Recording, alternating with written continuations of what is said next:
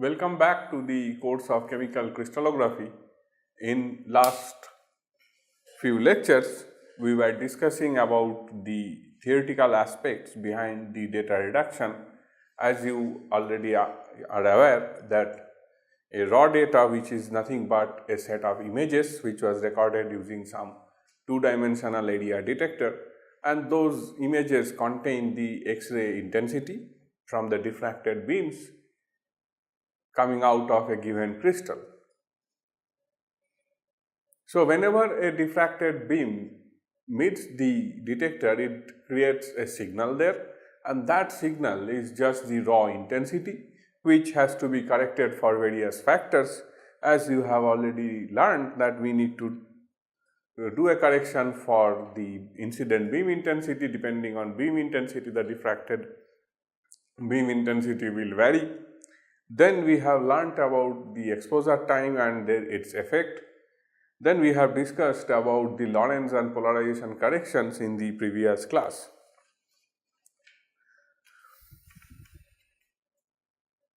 And in the previous class, we have seen that Lorentz and polarization corrections are must for data collections using a diffractometer and if you are using a crystal monochromator. So now we should concentrate on a different aspect on data reduction, which we call as the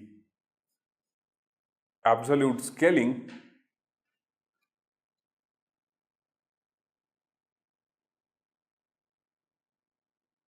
and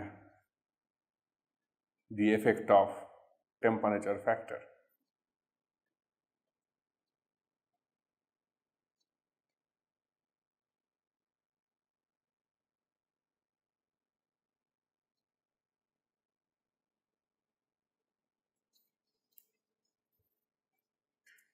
If we assume the atoms are spherical in nature, so with the assumption that the atoms are spherical,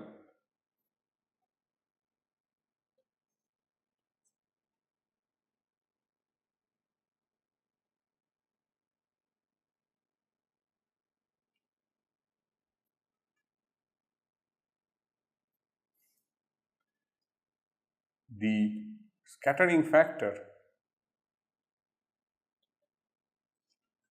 of an atom, that is F of an atom,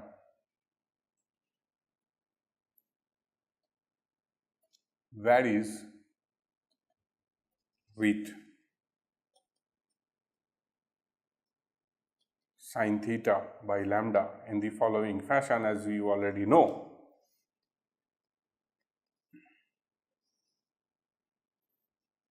F versus sin theta by lambda when it is plotted in terms of angstrom inverse unit. This corresponds to the value Z of the atom in concern. So, if it is carbon, so if we are plotting atomic scattering factor of carbon, then this point is 6. So, as we know that if we have an atom in the crystal and it is considered to be spherical, at any given temperature the atom has thermal vibration along x, along y and along z. So, because of this thermal vibration, the electron density is no longer spherical, is rather diffused over a three-dimensional space. So, when this electron density is diffused, then the diffraction from a given plane having several diffused electron densities at different places will have a certain intensity of diffraction. When the X-ray hits the plane and gets diffracted, it will have a certain intensity of diffraction, and with temperature, by reducing the temperature, when the atoms are more confined towards its nuclei, the electron density on this plane is more tightly bound. As a result, the intensity of the diffracted beam at low temperature, ILT, will be greater than IRT.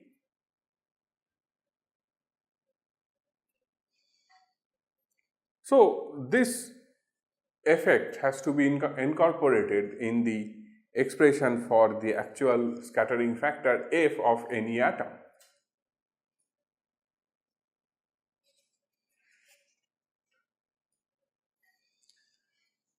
It is very clear that at high temperature,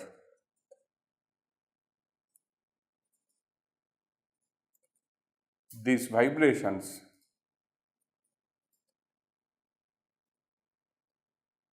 will be more significant,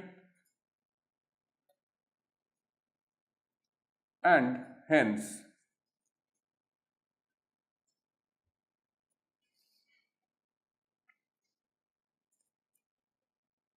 will influence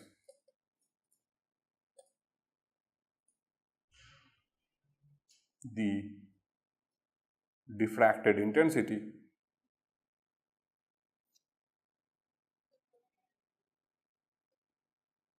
more. And also this thermal vibration depends on the mass m, mass of the scatterer or atom. Because the heavier the mass, lower is the vibration. So, for heavier elements, thermal vibration is less,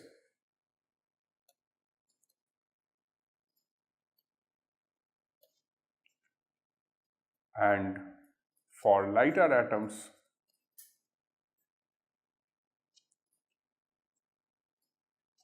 the thermal vibration is more.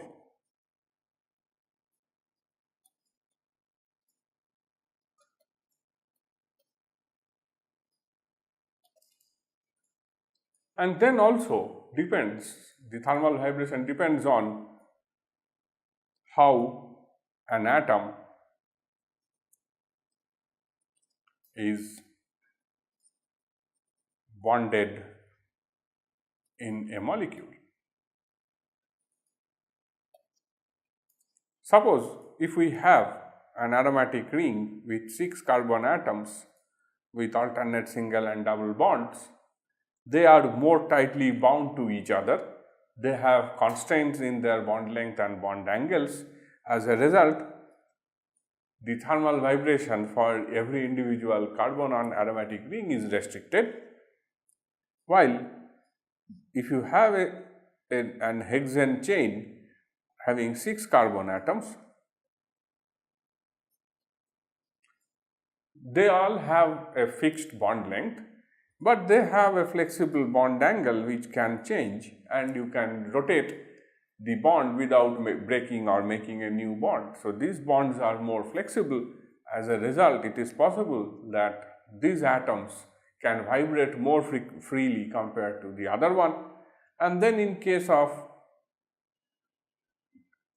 some groups like this, which is a trifluoromethyl group, when you have 3 large highly electronegative elements bonded to a carbon, these 3 electronegative elements repel each other, that is electrostatic repulsion. Associated with a thermal motion of these fluorines, the electrostatic repulsion in between these fluorines will result into a situation where it will look like there are multiple fluorines connected to the central carbon atom. Because this group is vibrating in such a way that it is as if doing is like a rotation. So this thermal vibration makes the scattering from this type of compounds very weak, very feeble, and hence we need to take care of that kind of thermal vibrations.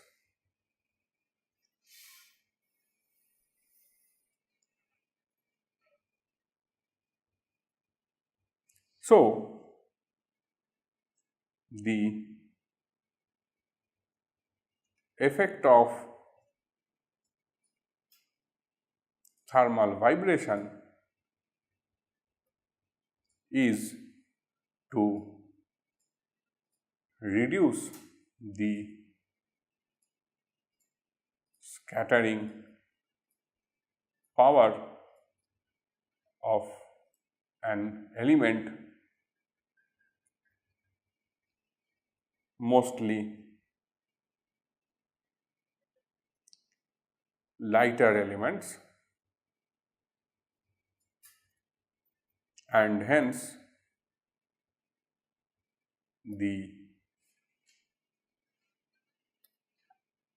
diffracted intensity is weak.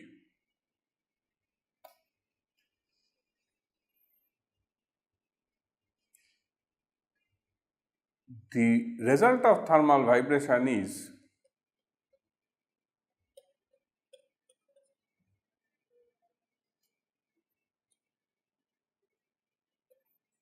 is lowering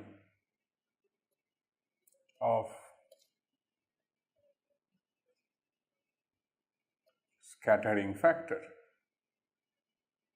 which means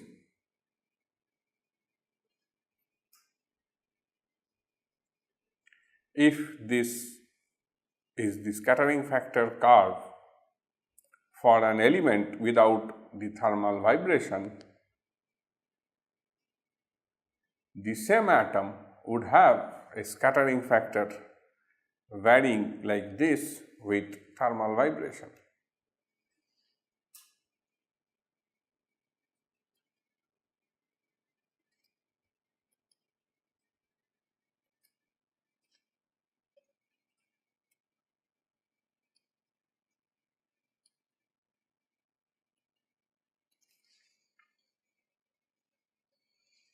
This variation in atomic scattering factor, this change or variation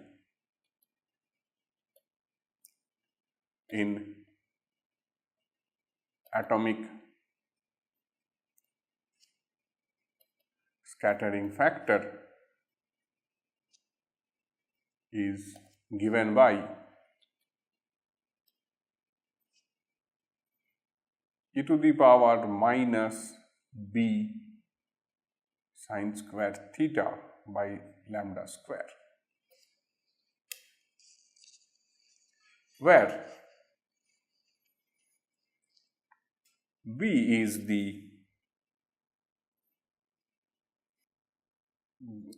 equal to 8 pi square mu bar square, where mu bar square is equal to the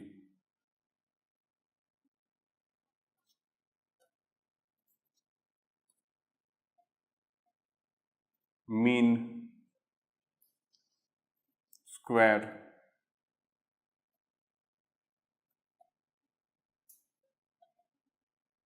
amplitude of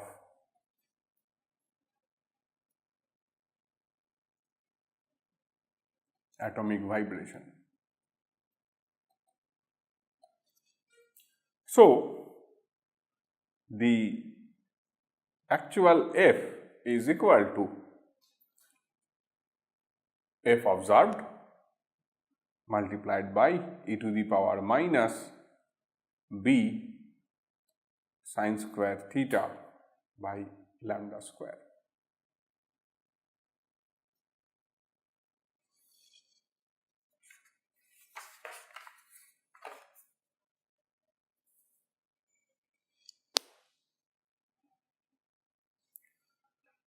So if we try to plot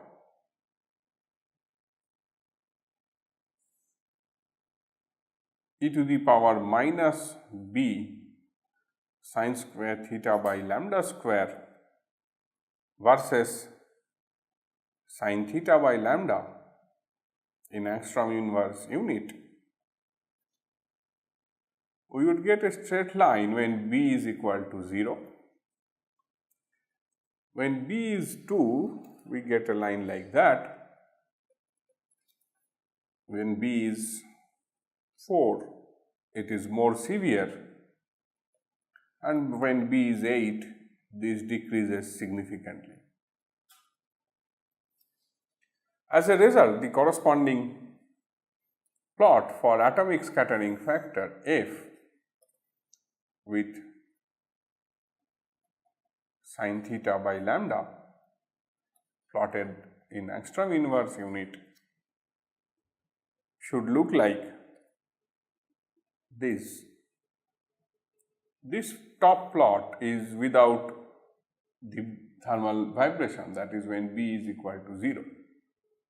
But then with high increase in the value of b,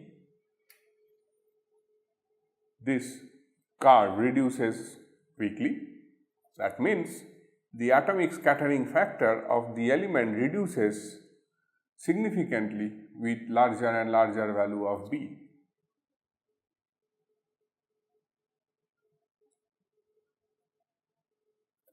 And so on. So that means on reducing the temperature, we approach from higher value of b to lower value of b. This is the direction of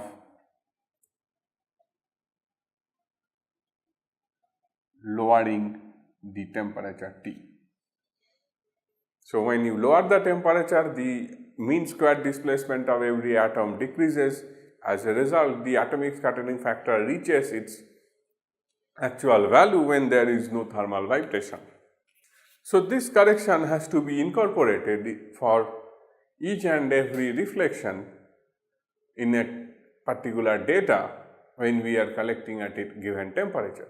So we need an estimate of this thermal parameter B from the measurement.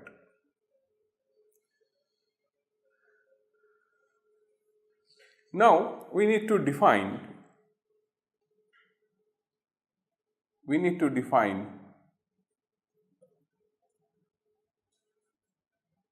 the average observed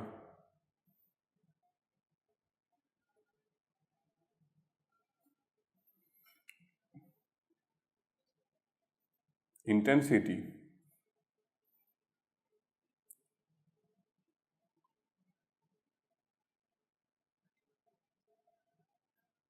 corrected for Lorentz and polarization factors. That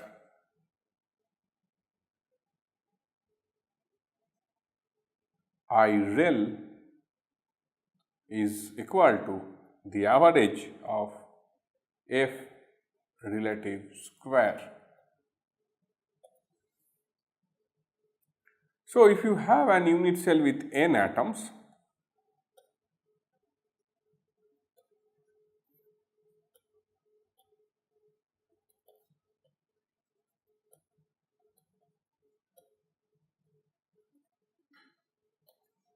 then we can show that I absolute is equal to sum over I equal to 1 to n Fi square, where is the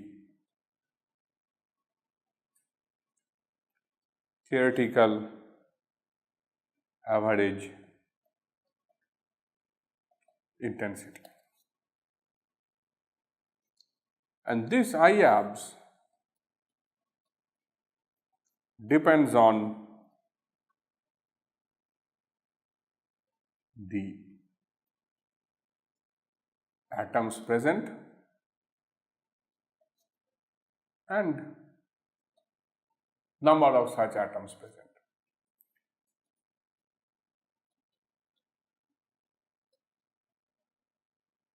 It is independent of the positions of the atoms.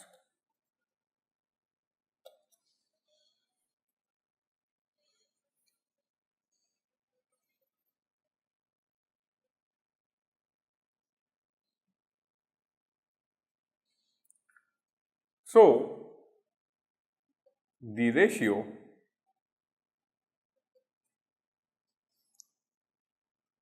I abs by I rel should be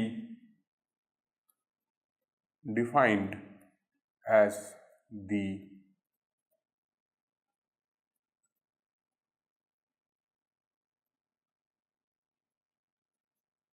scale factor to place the I relative values on an absolute scale.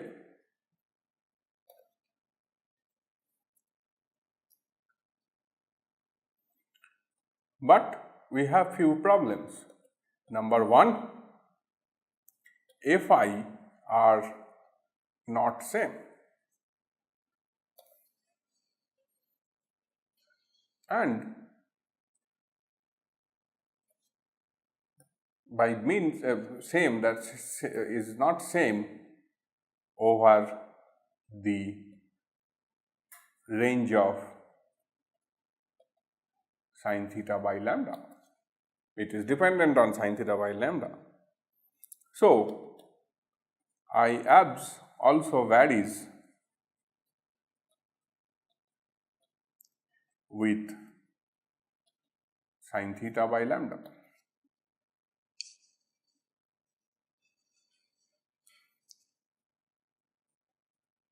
This effect, which is coming here because of the value of f being not constant over the entire range of sin theta by lambda, it being changing with sin theta by lambda, I abs also varies with sin theta by lambda. So, to avoid this,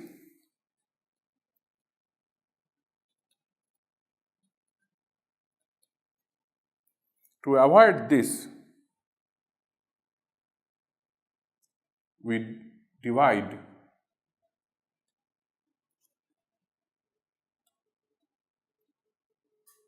the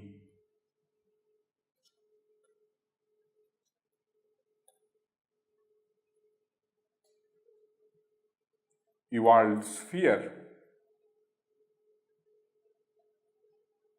into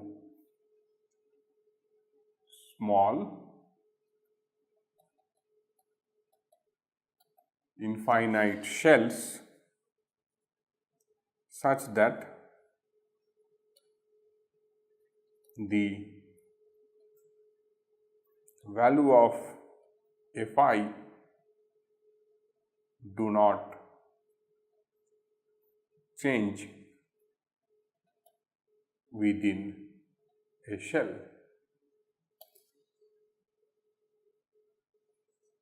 And the second problem that we encounter is that, as we already discussed, Fi are all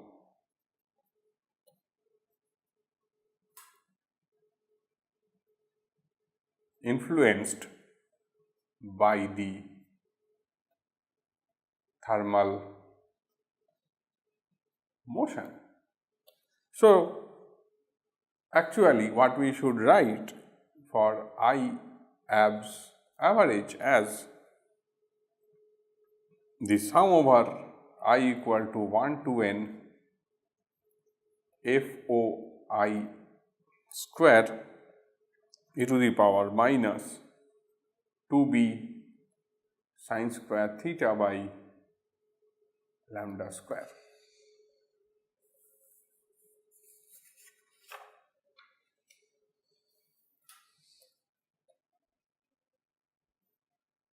assuming same value for B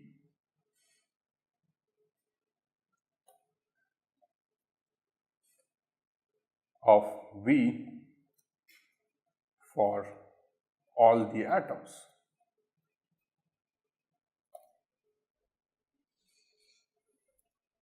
So we can rewrite this expression as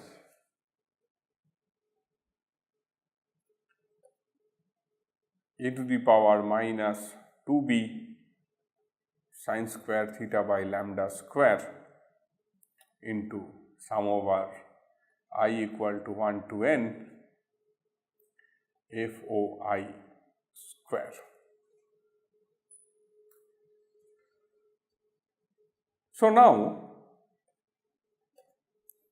if I relative is equal to the scale factor C multiplied by I abs average, then we can write it as C into e to the power minus 2b sine square theta by lambda square into sum over I equal to 1 to n FO of I square. So we can rearrange this equation like this: I relative divided by sum over I equal to 1 to n FOI square is equal to C into e to the power minus 2b sine square theta by lambda square. By taking natural logarithm on both sides, we can write ln I relative by sum over I equal to 1 to n f0 I square equal to ln C minus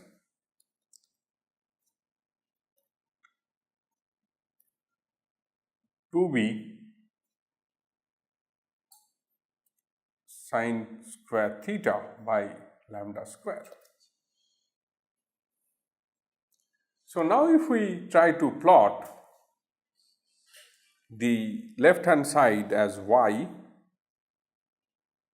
and this as x, what do we get?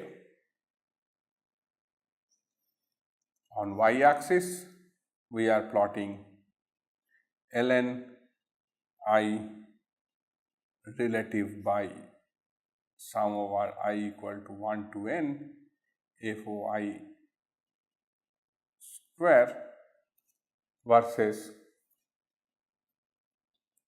sine square theta by lambda square like this. So what would we get? We would get a straight line with negative slope. If we extrapolate that straight line to sine theta by lambda whole square equal to 0, that is at 0 degree angle of diffraction, this intercept would give us the value of ln C, and the slope here will be equal to minus 2b.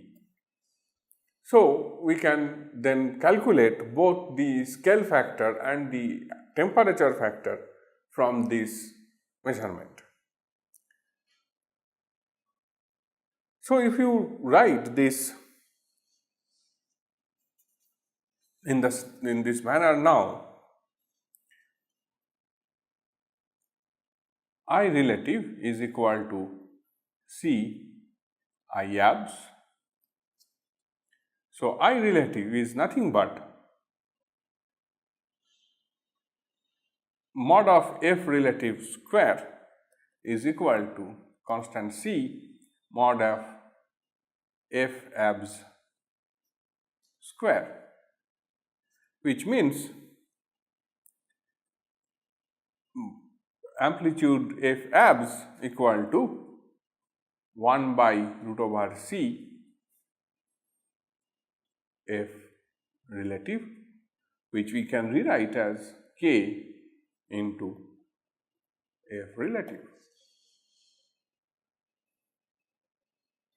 So, we can establish a relationship between the absolute structure factor amplitude with the relative structure factor amplitude with a constant quantity K, which is written as the scale constant.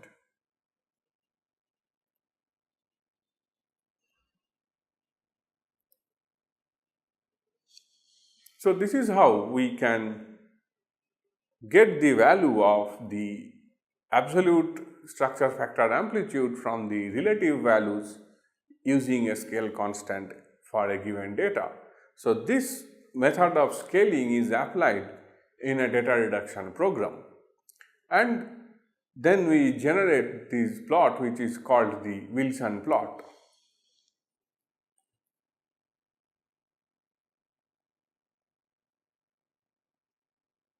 So, the feature of an Wilson plot is supposed to be a straight line with negative slope if we are plotting these two quantities, and this straight line with negative intensity should have all the reflections falling very close by this straight line like that. So, these reflections should represent a linear distribution with a negative slope. If in case we encounter with a data set where the intensities are scattered like this and a best fit straight line cannot be drawn, that means there must be something wrong in the data. Probably you have not determined the unit cell correctly, and you are not considering this required number of atoms inside the unit cell and so on. So, those corrections then need to be checked, those parameters need to be checked at the time of data reduction.